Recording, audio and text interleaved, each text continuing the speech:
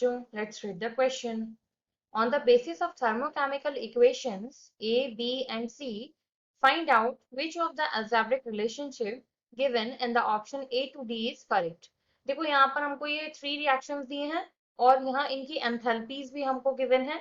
इसके बाद इन चारों में से कोई एक अप्रोप्रिएट ऑप्शन हमको यहाँ पहचानना है। यहाँ से इस क्वेश्चन में हमारा की कंसेप्ट क्या कहता है कि हमको यहाँ पर टोटल एंथैल्पी फाइंड आउट करना है और एंथैल्पी ऑफ रिएक्शन के बारे में हम यहाँ पर बात करेंगे। अब देखो यहाँ जो ए वाला रिएक्शन है इसमें हमसे क्या कहा जा रहा है कि ये जो कार्बन है यानी कि जो ग्रेफाइट है ये इस O2 से रिएक्ट करके यहाँ से CO2 गैसियस बनाता है।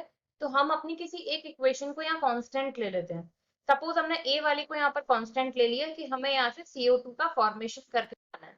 तो अब हम क्या करें, जो बी और सी वाली इक्वेशन है इनको सम कर देते हैं।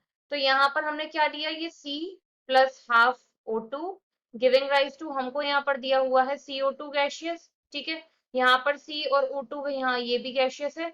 इस दौरान यहाँ से ये बोल रहा है हमें जो रिएक्शन की एंथैल्पी है वो आपकी कितनी रहेगी, यहाँ से Y किलो जूल पर मोल। अब इसके बाद हमने क्या करना है, इसी में हमें सम कर देना है सी वाली इक्वेशन का, यानी कि CO gaseous plus half O2 gaseous giving rise to, हमको यहाँ से क्या मिल रहा है CO2। फर्स्ट वाली में CO2 नहीं था, CO था, ये हम इरेज कर देते हैं। तो यहाँ से हमें सेकंड वाली में क्या मिल रहा है, CO2 गैसियस। और इस दौरान जो रिएक्शन की एंथैल्पी है वो आपकी कितनी है, यहाँ से Z किलो जूल पर मोल।